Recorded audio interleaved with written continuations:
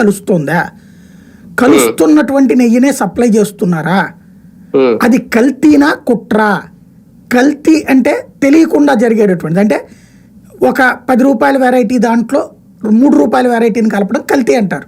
3, 5, 6 అంటే ఒక వెరైటీ కంటే కూడా మనం ఒక వెరైటీకి రేటు కొంటున్నప్పుడు అంతకంటే తక్కువ దాన్ని వెరైటీ ఖర్చు అయ్యేదాన్ని తీసుకొచ్చి కలిపేసి సర్దేయడం అది కల్తీ అవుతుంది. నాణ్యత రహితమైనటువంటి దాన్ని నాణ్యత కలిగిన దాంట్లో కలిపేదాన్ని కల్తీ అంటాం. అలా కాకుండా జంతు వ్యర్థాలను తీసుకొచ్చి ఇందులో కలపడం లేదా జంతువుల నూనె తెచ్చి ఇందులో కలపడం అంటే కుట్ర అవుతుంది. ఇది కల్తీనా కుట్రానా అన్నటువంటి విషయం తెలుస్తారా?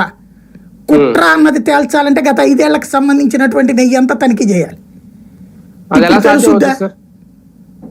లేదు, అప్పుడు సప్లై చేసినటువంటి వాళ్ళ వీళ్ళ దగ్గరికి వెళ్ళారనుకోండి, తెలుసుద్దా? ఇప్పుడు తెలియదు కదా. మరి ఎలాగా ఇప్పటిదాకా కల్తీ లడ్డూలు తిన్నామని చెప్తున్నాం మనం? జనాలకైతే తినేసాం. మనం 5 ఏళ్ల నుంచి ప్రాయశ్చిత్తం ఎందుకు చేసుకుంటున్నారు? లేదా ప్రాయశ్చిత్త మంత్రాలు ఎందుకు చదువుతున్నారు? లేదా అందరికి సైకలాజికల్ ఫీలింగ్ ఎందుకు వచ్చింది? 5 ఏళ్ల నుంచి అది తింటున్నామని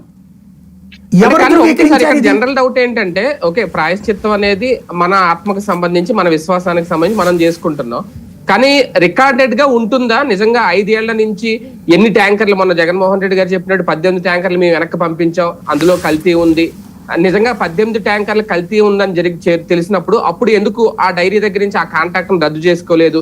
ఇవన్నీ మాటల వరకేనా? ఇప్పుడు